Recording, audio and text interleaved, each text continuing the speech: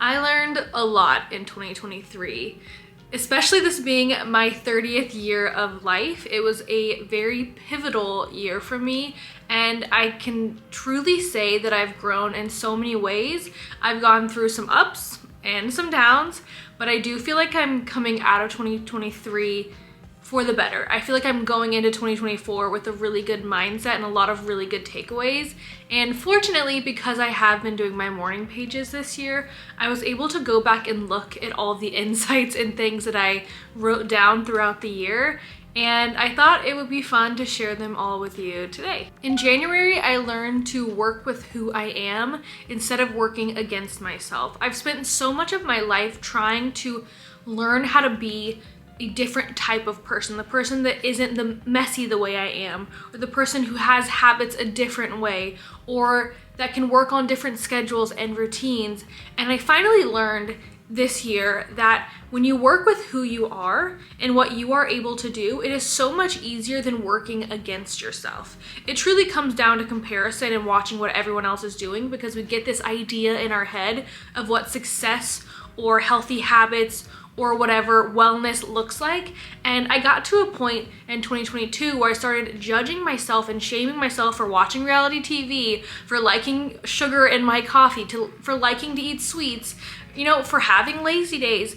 But when I tried to force myself out of that, I noticed that my work and my healthier quote unquote habits sucked. I wasn't enjoying my work. I wasn't enjoying my healthy habits because I wasn't letting myself have that balance. And in the end, everyone just has to learn how to do what's best for them. And when you work with who you are and what you enjoy and kind of let your intuition and what you love guide you, you're gonna get to the right place anyways. In February, I dealt with a pretty serious friendship breakup, and it was really hard. I have no animosity or anger towards this person. It was simply me realizing if it hurts so much to hold on to someone, maybe it would feel good to let them go. And sometimes two people aren't bad, they just aren't good together and they don't work together, and that's okay. You can wish them well, you can hope the best for them without having to hurt yourself. It is important to protect your peace, and you don't want to protect someone else at the cost of hurting yourself. In the end, I have made some of the best friendships I've ever had in my entire life this year. Making friends later in life, even at your 30s, is so beautiful, and sometimes you really do have to make space and take out some stuff in your life that isn't working for the right things to come in. March really taught me how far I've come in my life. I sometimes have this need or this feeling that I need more, and it kind of hit me that I am living the life that I begged and prayed and crawled and climbed for. And sometimes we get so caught up on what's next that I personally forgot to look around and realize what's here.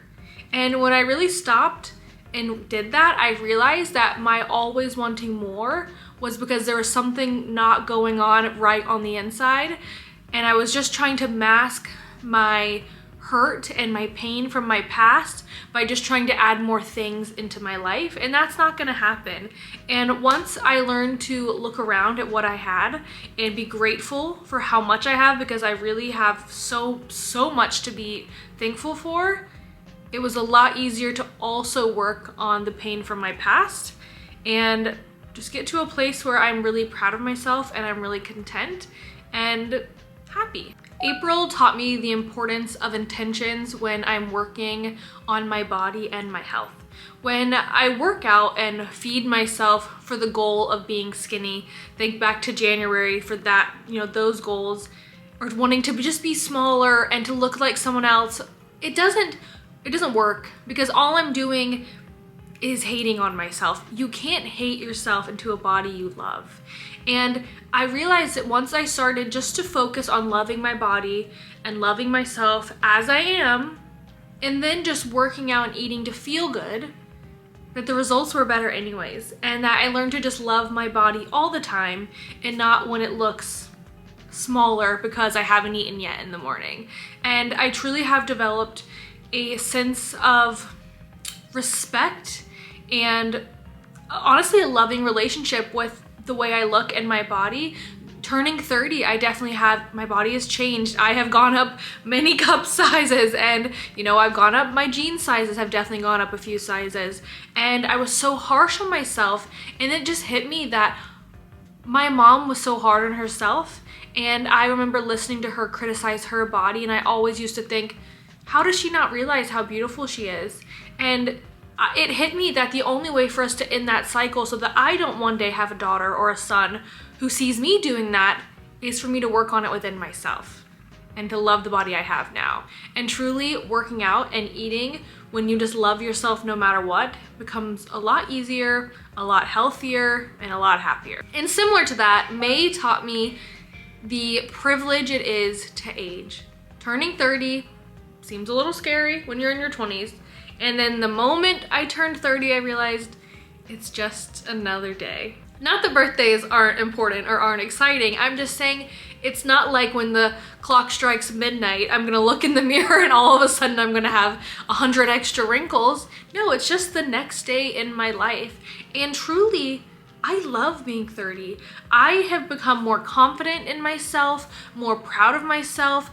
I am so much stronger and more independent than I ever have been in my life.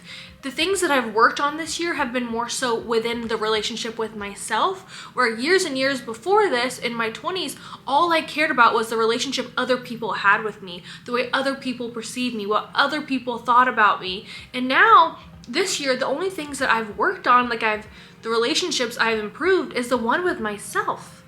Or making sure that the people in my life, I feel good about it, not that they feel good about it. And it is such a beautiful thing to get older, and especially since I lost my mom, maybe it gave me a different perspective that I didn't have before, but I realized I think I'm really lucky to know that one day I will be the ages that my mom never got to be.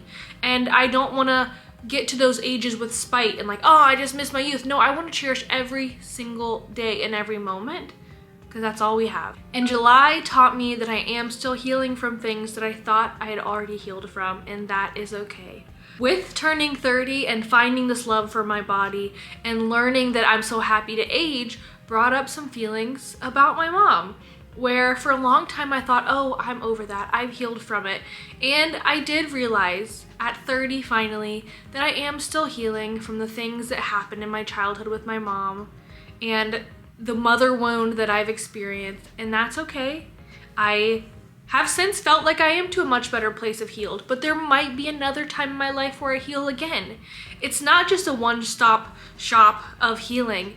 It's a journey, and you just gotta go with the flow, let yourself feel it, and be gentle with yourself. August taught me that I am also meant to be in the rooms you are invited to. You deserve to be in these spaces. You are not an imposter. If you are invited to a space, you are just as worthy as anyone else who is there. I got invited to an event where Hilary Duff was at, and I got to meet her, and I almost didn't go because I just felt this sense of like, am I gonna be able to fit in this room? And when I got there, I realized everyone was nervous because it's Hilary Duff. It wasn't that I'm an imposter because I was nervous to be in a room with a celebrity I've watched since childhood. It just makes me human.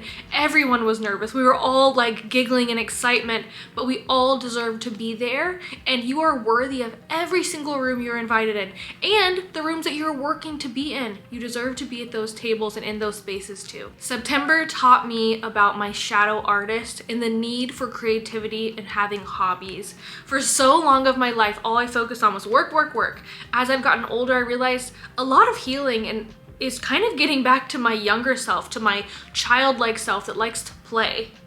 And in order to do that, you have to have hobbies and things you do just for fun.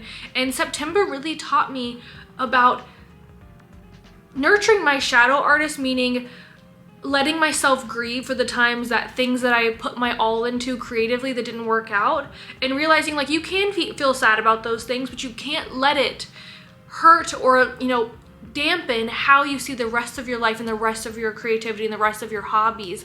And that also the pursuit of hobbies is so important, because often we think, well, if I'm not naturally good at something, or if I don't naturally find myself doing something through work or whatever, that it can't be a hobby. And it was so important for me to realize, like, no, my hobby for a while needed to be pursuing new hobbies, trying new things just for the heck of it, and not caring if I was good or not, and just doing it for fun and letting the pursuing hobbies be fun on its own.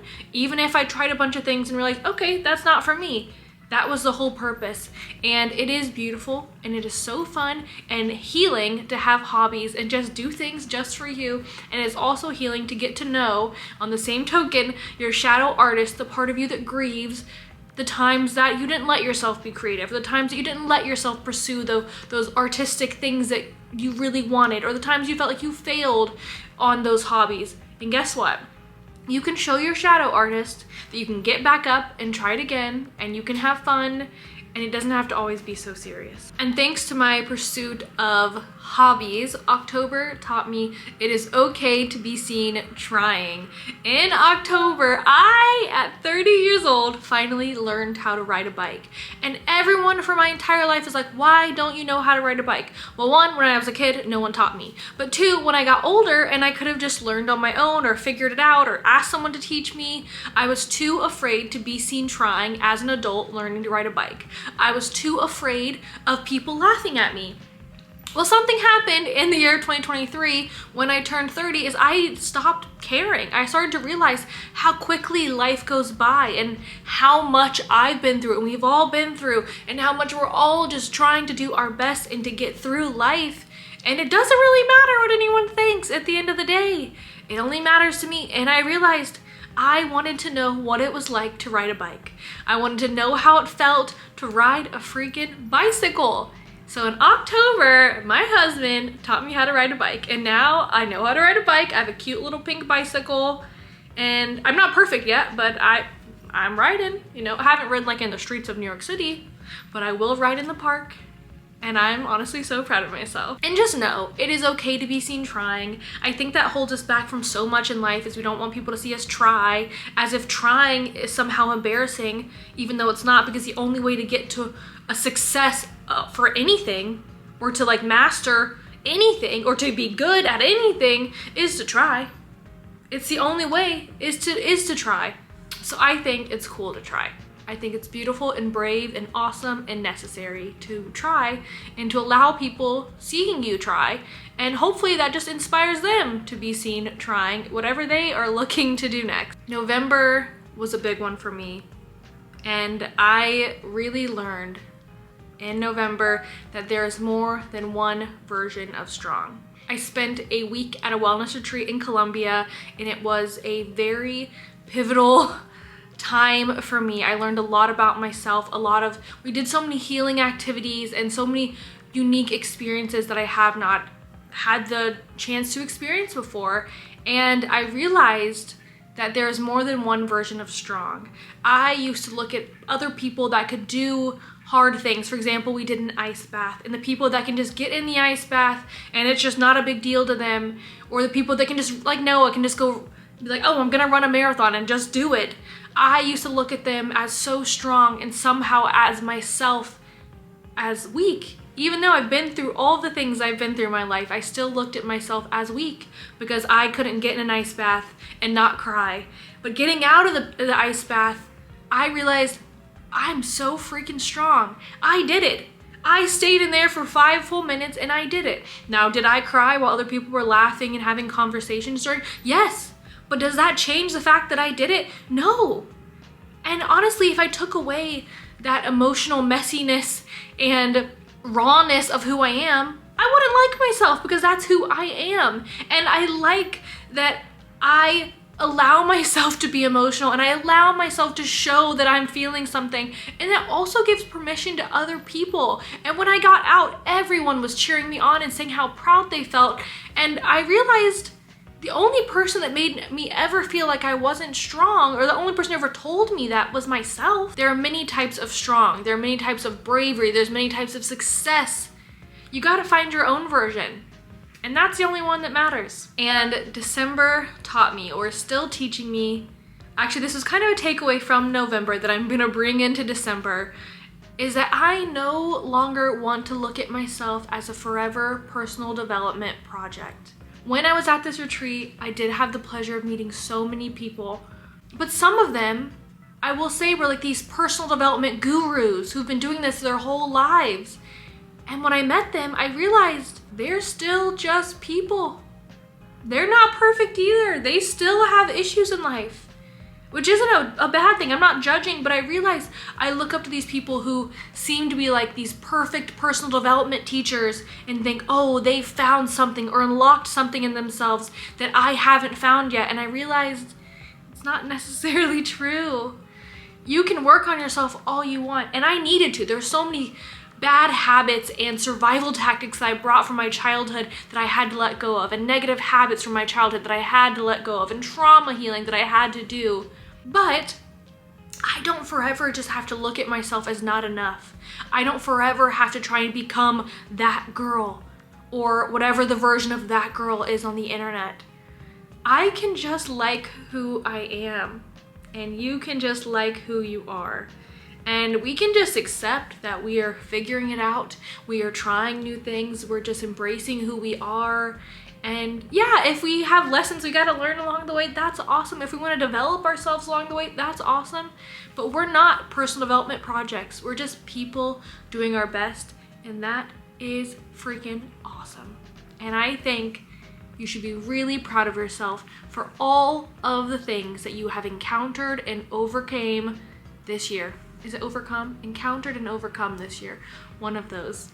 You should be so proud of yourself. I hope you give yourself, right now, let's all, everyone watching, come on, give yourself a hug. Get a little pat on the back, because how often do you hug yourself and say, hey, I'm proud of you? So thank you guys for being here and for watching. And I'm so excited for 2024. And I hope I see you in my next video. Love you. Bye.